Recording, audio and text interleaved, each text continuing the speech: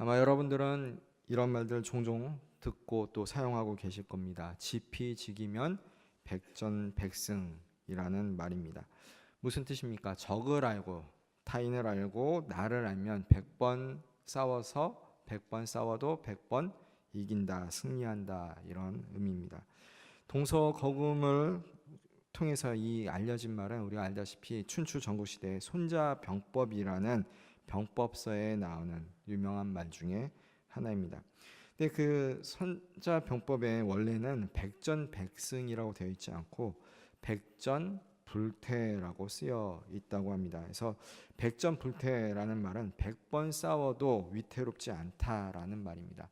백전백승이나 백전불태나 의미상 차이가 없어 보이지만은 좀 그래도 차이를 보자면은 백전백승은 무엇입니까? 100번 싸워서 100번 이긴다라는 말은 좀 과장이 섞인 듯한 그런 표현입니다. 반면 백전불태라는 것은 100번 싸워도 위태롭지 않다. 이 말은 현실적이고 실질적인 표현이라는 생각이 듭니다. 때로 진다 할지라도 위태롭지 않는다, 이런 의미이기 때문입니다. 손자병법을 보면은 이 말 뒤에 이런 말이 계속 이어집니다. 적을 알고 나를 알면 100번 싸워도 위태롭지 않다. 적을 모르고 나를 알면 한 번은 이기고 한 번은 진다. 적도 모르고 나도 모르면 싸울 때마다 위태롭다. 이 지피지기 백전불태라는 말의 강조점은 적과 자기 자신을 다 알아야 전쟁을 할 수 있다라는 의미입니다. 전쟁을 하려면은 아는 것에서부터 시작한다라는 겁니다. 우리 인생도 마찬가지입니다. 우리가 알아야 살아갈 수 있습니다. 중요한 것은 적보다 타인보다 자기 자신을 잘 아는 겁니다. 자기 자신을 잘 안 다음에 그 다음에 순서로 타인, 적을 알아야 합니다. 예수님도 이 손자병법에 나오는 지피지기면 백전불태와 같다라는 말씀과 비슷한 말씀을 하셨습니다. 누가복음 14장 31절 32절 말씀입니다. 또 어떤 임금이 다른 임금과 싸우려 갈 때 먼저 앉아 1만 명으로서 저 2만 명을 거느리고 오는 자를 대적할 수 있을까 헤아리지 아니하겠느냐. 만일 못할 터이면 그가 아직 멀리 있을 때 사신을 보내어 화친을 청할지니라. 즉 자신이 가진 병력이 얼마나 헤아려 보고 먼저 자기 자신을 돌아보고 상대방의 병력 수를 헤아려 본 다음에 전쟁을 할지 안 할지 그렇게 해야 된다라고 주님은 비유를 들어서 가르쳐 주십니다. 우리 그리스도인에게 있어서 승리라는 것은 자기 자신을 잘 아는 것에서 시작을 합니다. 타인에 대해서 알기 전에, 세상에 대해서 알기 전에 자신이 어떤 사람인지 아는 게 중요합니다. 여러분들은 여러분 자신을 얼마나 그럼 잘 알고 계십니까? 우리가 우리 자신을 알기 위해서는 성경 말씀을 가까이 해야 합니다. 성경은 우리들을 뭐라고 부릅니까? 우리에 대해서, 사람들에 대해서 죄인이라고 말씀합니다. 죄인이기 때문에 예수님이 필요하다라는 것을 깨달아야 한다라고 말씀합니다. 우리 스스로는 구원할 수 없음을 잘 알고 있습니다. 그렇기 때문에 주님의 자비하심을 늘 구해야 하고 주님의 은총 가운데 살아가야 합니다. 우리가 우리 자신을 안다라는 것은 물론 긍정적인 부분도 있지만은 인간의 실존에서 보자면은 부정적인 부분에 대해서 무엇보다 더 잘 알 필요가 있습니다. 죄인이라는 것을 인정하는 것과 동시에 또 하나 알아야 할 것은 인간은 태생적으로 외로운 존재다라는 것을 알아야 합니다. 창세기 말씀을 보면 하나님은 첫사람 아담을 만드십니다. 첫 번째 사람 아담은 어떤 존재였습니까? 그때 타락하기 전에 보면은 그가 죄인이라고 낙인 찍히고 그렇게 추방당하기 전에는 외로운 상태였습니다. 창세기 2장 18절 말씀을 보면 여호와 하나님이 이르시되 사람이 혼자 사는 것이 좋지 아니하니 내가 그를 위하여 돕는 배필을 지으리라 하시니라. 혼자 사는 것이 좋지 아니하니, 인간은 창조될 때 처음부터 혼자 사는 존재로 창조되었음을 알려줍니다. 외로운 존재였습니다. 이것은 인간이 타락과 범죄하는 것보다도 우선되는, 시간적으로 앞서는 겁니다. 하나님은 그런 아담에게 외롭지 말라고 돕는 배필, 즉 하와를 허락하셨습니다. 그 이후에 아담과 하와는 함께 살게 되었습니다. 그때부터 혼자 사는 존재가 아니라 함께 사는 존재가 되었습니다. 그러나 알다시피 그들은 어떻게 됩니까? 결국 죄악을 저지릅니다. 그래서 한계가 생겼습니다. 돕는 배필은 어디까지나 돕는 역할만 감당합니다. 죽어서 흙으로 돌아갈 때 다시 인간은 혼자가 될 수밖에 없습니다. 결혼할 때 보통 많이 듣는 말이 무엇입니까? 죽음이 우리를 갈라놓을 때까지라는 서원과 서약의 말이 있습니다. 죽게 되면 어떻게 됩니까? 다시 우리가 갈라진다라는 것, 혼자라는 것, 그것이 인간의 운명이다라는 겁니다. 왜냐하면 처음부터 인간은 그렇게 외로운 존재로 창조되었기 때문입니다. 실존주의 철학자 중에 덴마크의 쇠렌 키에르케고르라는 분은 실존의 3단계를 설명하면서 첫 번째가 육체적 쾌락을 추구하는 단계다라고 얘기했습니다. 그리고 두 번째가 윤리적 단계, 즉 윤리적 원칙만을 따르는 단계, 그리고 세 번째가 마지막으로 종교적인 단계, 즉 신 앞에 단독자로 선 단계, 그렇게 결단을 내려야 하는 단계다라고 3단계로 구분을 합니다. 이런 실존주의 철학에서도 그 밑바탕에 깔린 개념은 인간은 처음부터 외로운 존재다라는 것을 인정하는 겁니다. 그런 인간의 외로운 모습이 안쓰러워서 주 하나님은 우리에게 창조하실 때 다른 인간들을 만들어 주었습니다. 그 의미 무엇입니까? 사람이 사람을 서로 돕고 살라라는 의미입니다. 서로의 관계가 좋으면 어떻게 됩니까? 외로움을 잠시 잊고 살 수 있습니다. 사람과 사람 사이에서 살다 보면 근본적인 태생적인 외로움을 잠시 동안은 잊게 됩니다. 지금 여러분은 어떻습니까? 여러분은 지금 외롭습니까? 아니면 외롭지 않습니까? 여러분이 외롭지 않다라고 지금 느낀다면은 두 가지 경우 때문이다라는 생각이 듭니다. 너무 행복하든지 아니면 너무 불행하기 때문입니다. 이 자리에 나온 그 직장인 분들 중에는 직장 상사 때문에 너무 불행하다라는 생각을 하면은 외로울 틈이 없을 겁니다. 그 상사 때문에 스트레스 받기 때문에 외롭다라는 것이 마음에 들지 않을 겁니다. 또한 직장에서나 가정에서 여러분이 안정적이고 사회에서 관계가 너무 좋으면 어떻습니까? 외롭지 않을 수 있습니다. 너무 행복하기 때문입니다. 여러분은 언제 외로움을 느끼십니까? 정호승이라는 시인은 수선화에게라는 시에서 사람은 원래부터 외로운 존재다라고 노래합니다.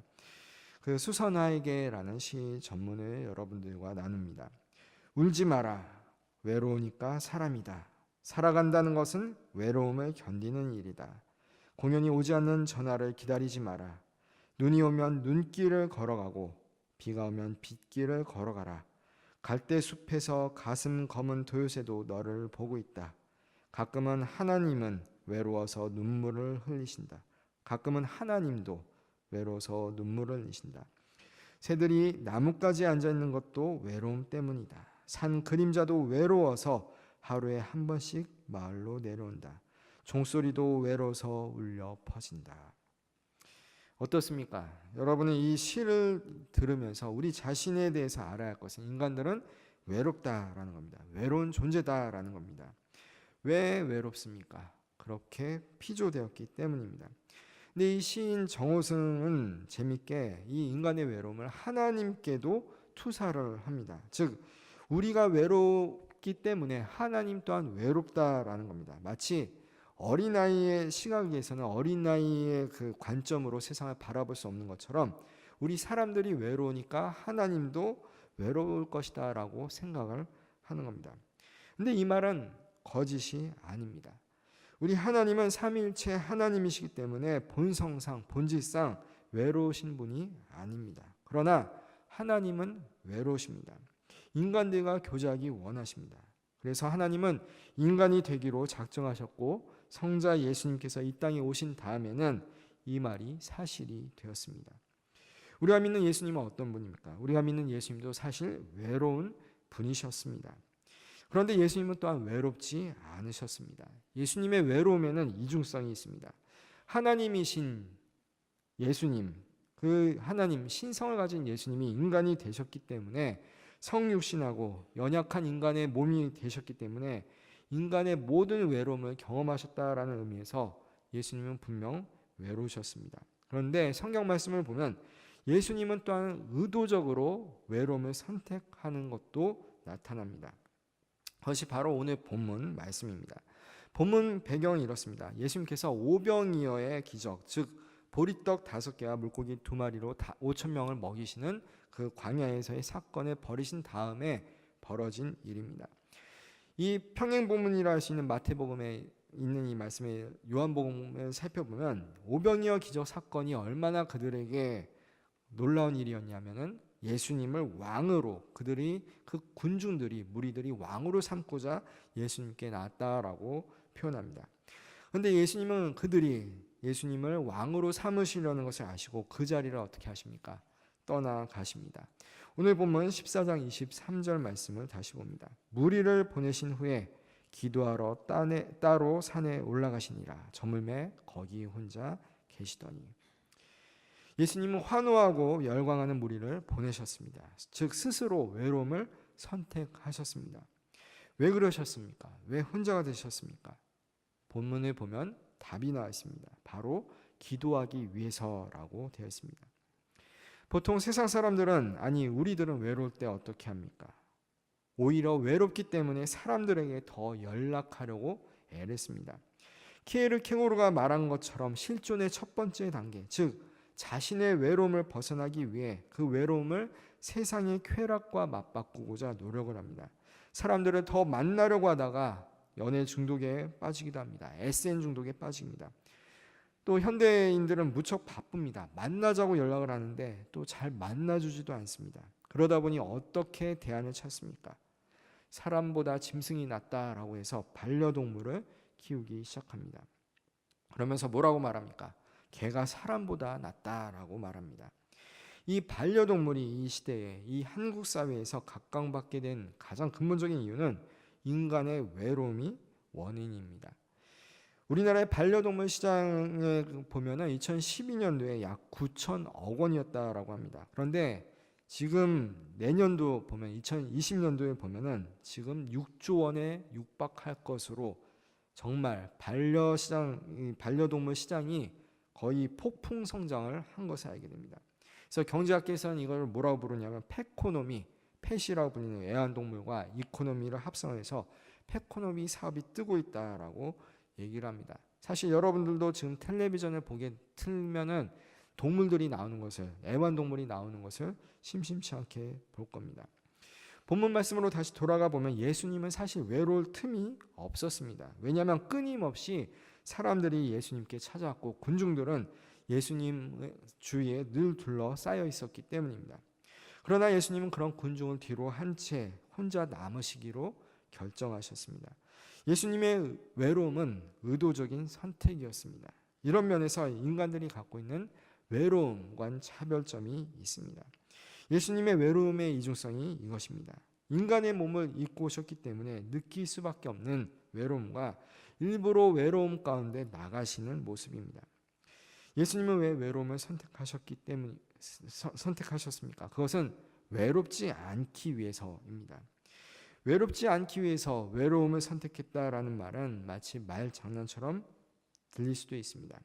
그러나 예수님은 사람들을 멀리하는 그 외로움을 통해서 결국 하나님과의 교제, 하나님과 함께 하시기 때문에 외롭지 않으심을 알게 됩니다.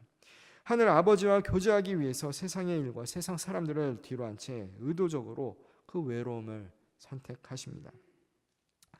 요한복음 8장 16절에서 예수님이 이렇게 말씀합니다. 만일 내가 판단하여도 내 판단이 참되니 이는 내가 혼자 있는 것이 아니요 나를 보내신 이가 나와 함께 계심이라. 즉 예수님은 혼자 계실 때도 내가 혼자 있는 것이 아니라 나를 보내신 이와 내가 함께 있다라고 말씀합니다. 세상 사람들 눈에는 예수님이 혼자 있는 것처럼 보였습니다. 그러나 예수님은 늘 성부 하나님과 함께 했습니다. 예수님은 제자들이 자기를 버리고 도망갈 것을 아셨습니다. 그러나 그때도 주님은 혼자가 아니셨습니다. 요한복음 16장 32절에 이렇게 말씀합니다. 보라 너희가 다 각각 제 곳으로 흩어지고 나를 혼자 둘 때가 오나니 벌써 왔도다. 그러나 내가 혼자 있는 것이 아니라 아버지께서 나와 함께 계시느니라. 우리가 이 예수님이 겪은 외로움이라는 것은 영성가들은 뭐라고 표현하냐면은 고독이라고 씁니다. 사실 이 고독이라는 한자어나 외로움이라는 한국말이나 외로울고 홀로독 같은 의미입니다. 그러나 어떻게 보면은 이것을 뉘앙스를 좀 살릴까 번역을 하다 보니까 외로움이라는 단어와 고독이라는 단어를 약간 다르게 쓰려고 노력을 합니다.